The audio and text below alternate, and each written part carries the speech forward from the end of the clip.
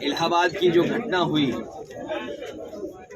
इलाहाबाद की जो घटना सीसीटीवी के माध्यम से, अलग अलग कैमरों के माध्यम से जो उत्तर प्रदेश की जनता ने देखा कि बम चले, शूटिंग हुई और जो मुख्य गवाह था उसकी जान चली गई, जो सुरक्षा में पुलिस कर्मचारी, पुलिस के सिपाही लगे थे उनकी जान चली गई, और जिस समय घटना हुई थी उस समय जिनको गोली लगी है सुरक्षा कर्मियों को, उन्हें अस्पताल ले जाया गया, लेकिन अस्पताल में भी इलाज नहीं मिला। उसी के दूसरे दिन और उसी के बाद जो घटना हुई वो आपके ज़िले में घटना हुई, जहां पर गोलियों से 2 लोगों की जान चली गई, और इतनी गोलियां चली जिसकी कोई कल्पना नहीं कर सकता। विधानसभा में सत्र चल रहा था, दोनों मुद्दे उठाए गए। जब इलाहाबाद और प्रयागराज का मुद्दा उठा तो सरकार ने ये कहा कि जो भी अपराधी होंगे वो मिट्टी में मिला दिए जाएंगे, और यहाँ पर विधायक बैठे हैं जिन्होंने सवाल किया था। अगर हम उत्तर प्रदेश को पीछे मुड़ करके देखें, एक कानपुर देहात में जो घटना हुई जिसमें न्याय के लिए पूरा परिवार जिलाधिकारी के पास गया, और एक बार तो जब धरने पर परिवार बैठ गया तो उस परिवार के बेटे को एक कपड़े उतार दिए सर्दी में और नग्न अवस्था में उसे घर वापस भेज दिया। बाद में पुलिस प्रशासन के लोग और अधिकारी बुलडोजर लेके गए, और आपने देखा होगा माँ बेटी की लाशें मिली, वो जल नहीं थी। तो अगर इन घटनाओं को हम देखें तो उत्तर प्रदेश में कानून व्यवस्था शून्य है, और शून्य गरीब के लिए है।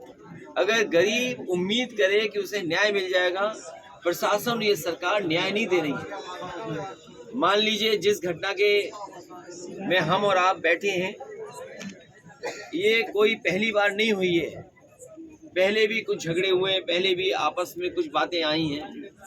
सरकार और प्रशासन की जानकारी में थी बातें। आखिरकार सरकार क्या कर रही है? और सरकार ये कहती है कि सुरक्षा देना उसका काम नहीं है। बताओ, लोकतंत्र में सरकार की जिम्मेदारी है सुरक्षा देना। सरकार के पास एजेंसियां हैं।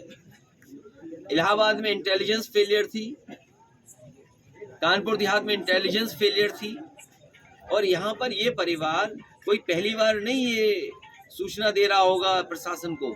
प्रशासन की जानकारी में था कि हाँ, हो सकता है वहाँ पर कोई घटना घट जाए, लेकिन उसके बाद भी घटना घटी।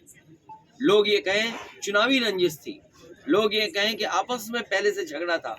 अगर ये बात प्रशासन की जानकारी में था तो फिर जान कैसे चली गई? सुरक्षा की जिम्मेदारी सरकार की है। आज हमारी मांग है कि इस परिवार की सुरक्षा के लिए जो जो आश्वासन सरकार ने दिए, अधिकारियों ने पूरा करें।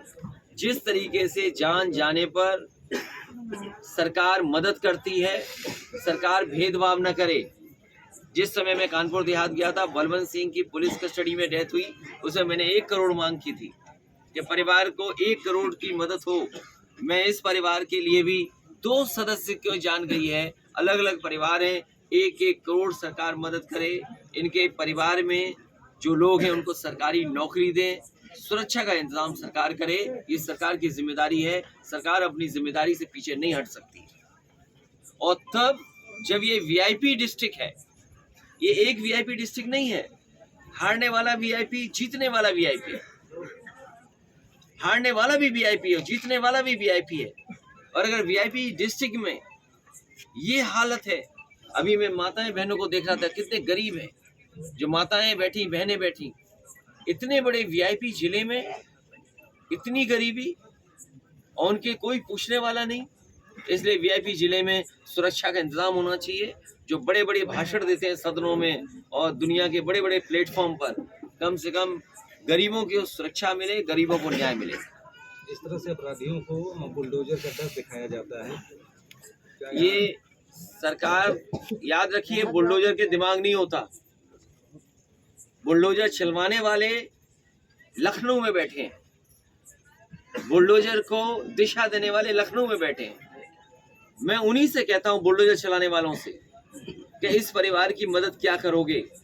कानपुर देहात में जहां माँ बेटी जल करके मर गए, जलते हुए लाश देखी शासन प्रशासन ने, उसके पिता ने अपनी बेटी की जलती हुई लाश देखी, पत्नी की जलती हुई लाश देखी। वो ब्राह्मण समाज के लोग थे, ब्राह्मण परिवार के लोग थे।